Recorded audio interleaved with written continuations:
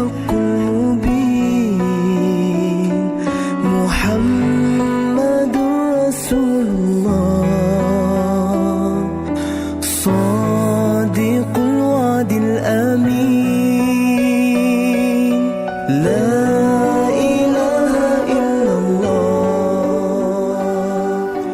الملك الحق المبين. Okey, bismillahirrahmanirrahim. Assalamualaikum, apa khabar Cik? Waalaikumsalam, saya sihat Alhamdulillah. Alhamdulillah. Okey, Cik, boleh saya nak cakap terima kasih sebab sudi untuk menjalankan sesi kaunseling bersama saya meskipun dalam secara online lah sebab ialah memandangkan dengan isu semasa kan yang memerlukan kita untuk mengadakan sesi kaunseling secara online. Terima kasih Cik. Cik, boleh saya tahu tak keadaan awak sekarang berada di mana? Alhamdulillah, keadaan saya baik. Saya berada di rumah dalam bilik. Alhamdulillah. Sekarang berada dengan dalam keadaan selesa tak? Ada tak bunyi bising ke, gangguan ke? Ya, saya selesa, tak ada gangguan apa. Okey, Alhamdulillah. Okey, kita akan mulakan sesi. Okey, first apa-apa pun kita kena mulakan sesi kita dengan bacaan Al-Fatihah untuk mendapat keberkatan lah insya-Allah. Bismillahirrahmanirrahim. Al-Fatihah.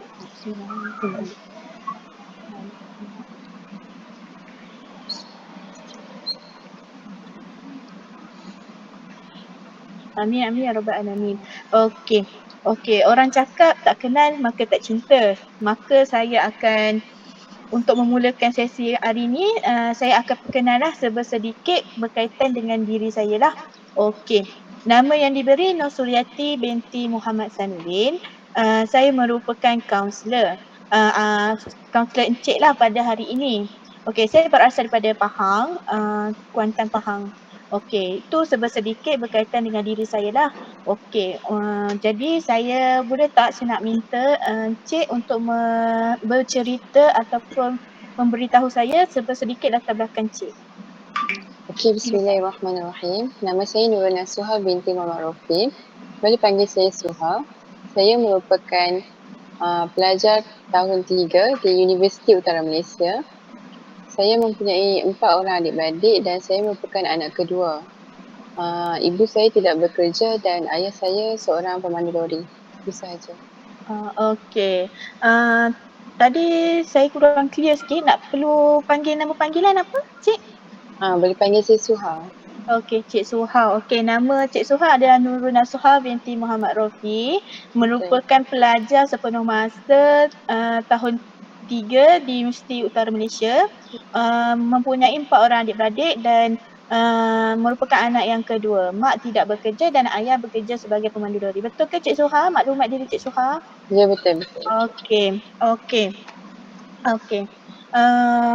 Okey, untuk pengetahuan Cik Suha lah kan, hari ini kita akan adakan sesi kaunseling secara online, tapi sesi kaunseling ini bukan sesi kaunseling seperti biasa kerana sesi kaunseling hari ini adalah sesi kaunseling perspektif Islam yang mana saya akan menerapkan unsur-unsur Islam lah di dalam sepanjang sesi ini.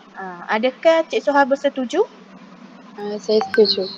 Okey, Cik Suha, boleh tak saya nak minta pendapat Cik Suha berkaitan dengan sesi kaunseling perspektif Islam ini. Apa pengetahuan Cik Suha bila saya cakap, okey hari ini kita adakan kaunseling perspektif Islam, maknanya akan ada unsur-unsur Islam. Boleh Cik Suha terangkan kepada saya? Okey, pada pandangan saya, bila kita jalankan sesuatu sesi kaunseling berperspektifkan Islam, bermakna seorang kaunselor tu dia akan memasukkan unsur Islam dalam sepanjang sesi dijalankan. Tepat sekali Cik Suha. Okey, Cik Suha. Okey, saya juga perlu untuk menerangkan kepada Cik Suha berkaitan dengan etika kerahsiaan lah yang mana sepanjang sesi kaunseling ini dijalankan, saya dan kita terikat dengan satu etika kaunseling iaitu etika kerahsiaan yang mana segala apa yang diceritakan dalam sesi ini antara Cik Suha, klien saya dan saya sebagai kaunselor adalah rahsia, maknanya tidak akan dibawa keluar sesi. kecuali kecuali isu yang dibawa oleh Cik Suha ini boleh mendatangkan kemudaratan lah kepada saya sebagai kaunselor dan Cik Suha sebagai klien, maka pada itu saya terpaksalah bawa isu Cik Suha ini kepada pihak atasan. Adakah Cik Suha Ya. setuju dengan etika ini? Saya setuju apa yang disampaikan oleh Cik Suri. Dan Cik Suha faham Ya, saya faham. Okey. Untuk pengetahuan Cik Suha juga, sesi hari ini akan berjalan selama 45 minit. Kemudian itulah selama 45 minit, insya-Allah kalau diizinkan Allah lah. Okey. Cik Suha, saya nak tanya, sebelum ni kita berhubung melalui WhatsApp. So saya nak tanya Cik Suha, saya ada hantar borang persetujuan termaklum dan saya pun dah menerima kembali. Saya nak tanya Cik Suha dah menjawabkan borang persetujuan termaklum tu dan Cik Suha juga telah membacanya. Adakah Cik Suha memahami semua kandungannya? Ya, saya dah baca setiap kandungan yang terdapat dalam borang tersebut dan saya faham. Okey, alhamdulillah Cik Suha faham semuanya buat macam ni Okey. Untuk meneruskan lagi sesi kaunseling kita pada hari ini, untuk pengetahuan Cik Suha, insya-Allah saya akan jalankan satu aktiviti. Yang mana aktiviti ini dinamakan sebagai ta'aruf, my ta'aruf dan be friend. Okey, aktiviti ini bertujuan untuk lebih mengenali antara Cik Suha dengan saya lah, sebab kita akan menjalankan sesi counseling, sesi ni kemungkinan akan dilanjutkan. Jadi sebelum kita kena kenal antara satu sama lain. Jadi saya nak tanya Cik Suha, adakah Cik Suha setuju untuk menjalankan menjalankan aktiviti ini? Saya setuju. Okey Cik Suha, alhamdulillah. Okey. Kalau Cik Suha setuju, jadi saya akan cakaplah sedikitlah berkaitan dengan sesi kaunseling ni lah.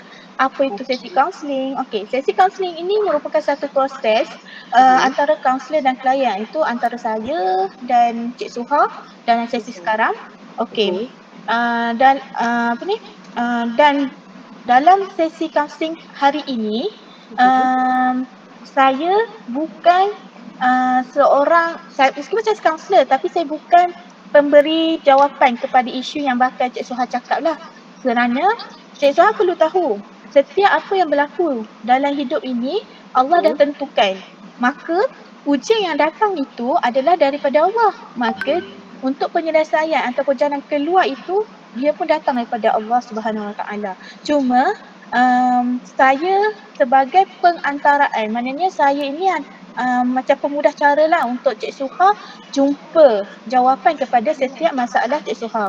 Okey.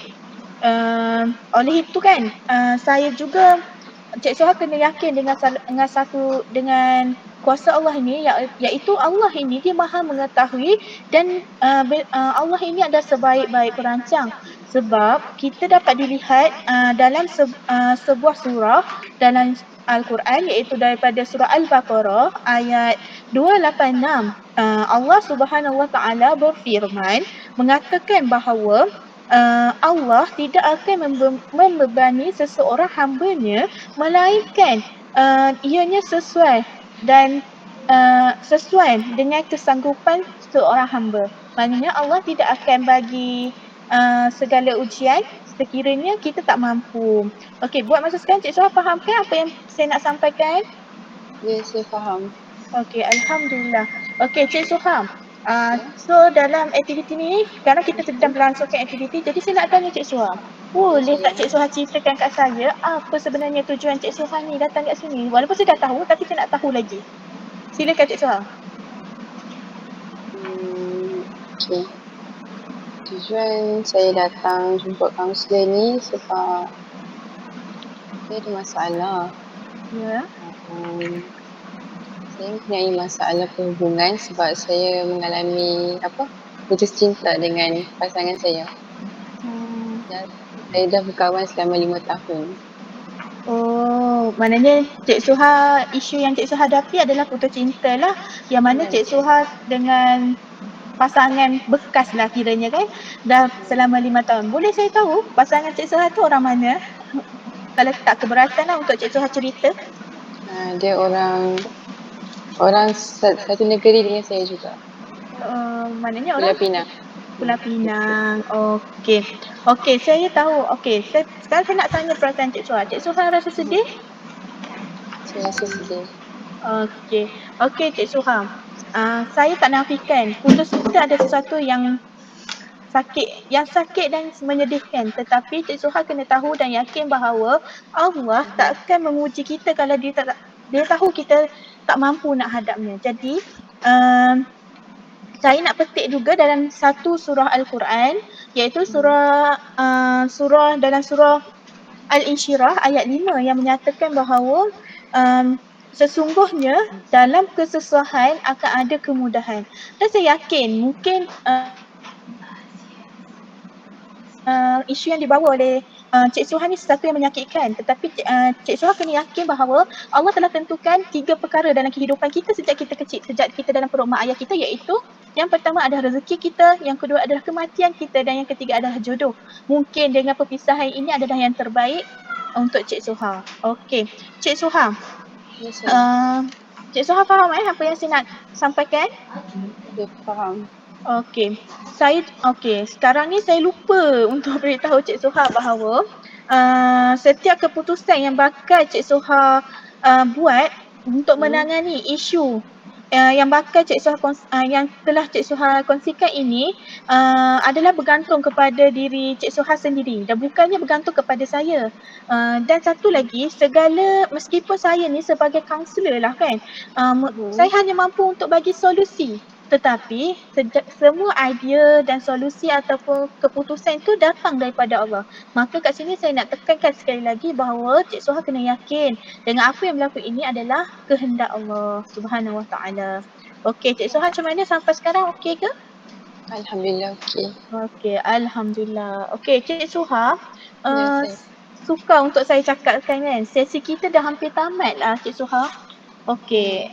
Cik Suha okey ke kalau saya nak tamatkan sesi kita hari ni sampai sekarang?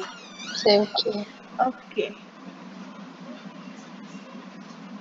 Cik Suha, walaupun pun saya akan simpulkanlah sedikit apa yang Cik Suha telah cakaplah sepanjang sesi kita, yang mana kita telah melakukan aktiviti ta'aruf ataupun ta'aruf dan be a friend, yang mana kita dah saling mengenali. Saya dah kenal Cik Suha sedikit dan Cik Suha pun telah mengenal diri saya sedikit.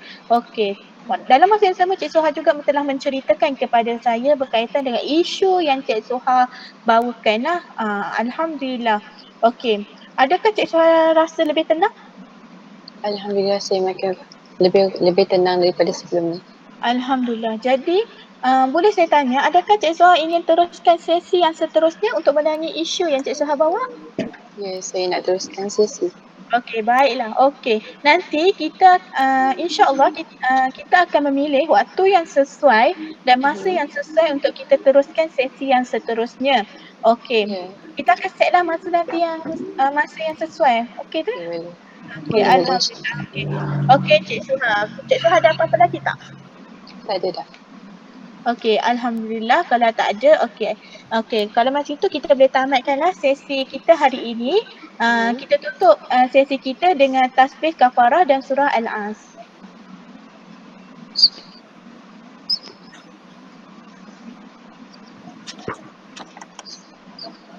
Okey, Cik Suha, alhamdulillah. Terima kasih. Bye. Assalamualaikum. Waalaikumsalam. Kita berada selagi kita terus berada di jalannya.